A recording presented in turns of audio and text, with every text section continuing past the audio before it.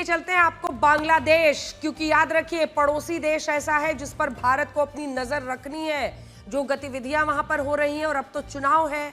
आपको ये बताते हैं कि बांग्लादेश में कल यानी 12 फरवरी को पूर्व प्रधानमंत्री शेख हसीना के तख्ता पलट के पूरे 515 दिनों के बाद संसदीय चुनाव होने वाले हैं। और इन संसदीय चुनाव का सबसे दुखद पहलू यह है कि इन चुनाव में जीते कोई भी, लेकिन हारेंगे सिर्फ बांग्लादेश के अल्पसंख्यक हिंदू। और हम ऐसा क्यों कह रहे हैं बताएंगे।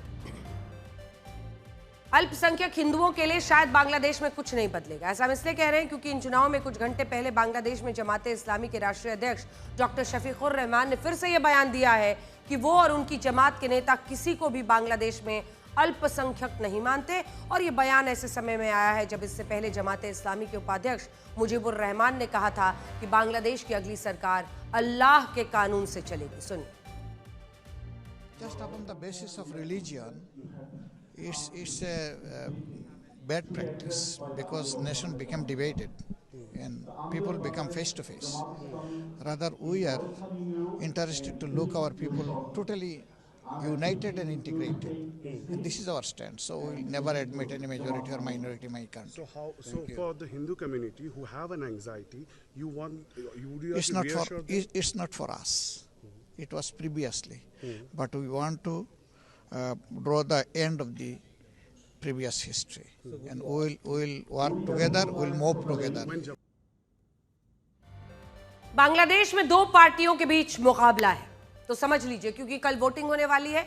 हम आपको जल्दी से क्रैश कोर्स दे देते हैं, समझाते हैं कि कल क्या होने वाला है। बांग्लादेश में दो पार्टियों के बीच मुकाबला है। इनमें एक है जमाते इस्लामी और दूसरी पार्टी है जिसका नाम है बांग्लादेश नेशनलिस्ट पार्टी यानी बीएनपी।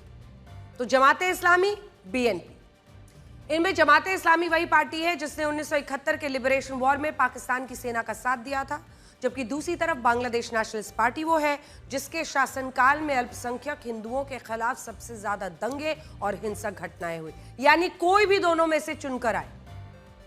एक तरफ है जमाते इस्लामी जिसने लिबरेशन वॉर में पाकिस्तान सेना के साथ दिया था, और एक तरफ है बीएनपी जिसके कब्जे में बांग्लादेश के रहते हुए हिंदुओं पर सबसे ज्यादा नाइंसाफियां। बांग्लादेश की संसद में कुल 350 सीटें, जिनमें से 300 सीटों के लिए चुनाव होता है और बहुमत के लिए 151 सीटें जीतनी जरूरी होती है। अभी पूर्व प्रधानमंत्री खालिदा जिया के बेटे तारिक रहमान की बांग्लादेश नेशनलिस्ट पार्टी 300 से 291 सीटों पर चुनाव लड़ रही है, जबकि जमाते इस्लाम 300 से 223 सीटों पर चुनाव लड़ रही है और बाकी सीटों पर उसके सहयोगी दल चुनाव लड़ रहे हैं। कुल मिलाकर देखें तो बांग्लादेश में या तो जमाते इस्लामी की सरकार बनेगी या बांग्लादेश नेशनलिस्ट पार्टी की सरकार बनेगी, और यहां जीते कोई भी हर बांग्लादेश के जो अल्पसंख्यक हिंदू हैं उनकी हार होगी। हम आपको जमाते इस्लामी का एक बायोडेटा दिखाते हैं जिससे आप ये समझ पाएंगे कि अगर जमाते इस्लामी बांग्लादेश की सत्ता में आती है तो बांग्लादेश का क्या होगा और अल्पसंख्यक हिंदुओं के लिए बांग्लादेश नर्क जैसा कैसे बन जाएगा। हम लगातार आपको दिखाते रहे कि कितने सारे हिंदुओं की पीट कर वहां पर हत्या कर दी। अभी 1-2 दिन पहले ही वहां पर एक हिंदू कारोबारी को मार दिया गया। पहली बार जमात के कट्टरपंथी बांग्लादेश के संविधान में मौजूद धर्मनिरपेक्षता को इस्लाम विरोधी मानते हैं और उसकी जगह इस्लामी राज्य की अवधारणा लाना चाहते हैं। दूसरा, जमात का लक्ष्य ऐसा बांग्लादेश बनाना है जहां कानून संसद से नहीं बल्कि इस्लामी शरिया की व्याख्या से तय हो, नागरिकों के अधिकार भी धर्म पर निर्भर।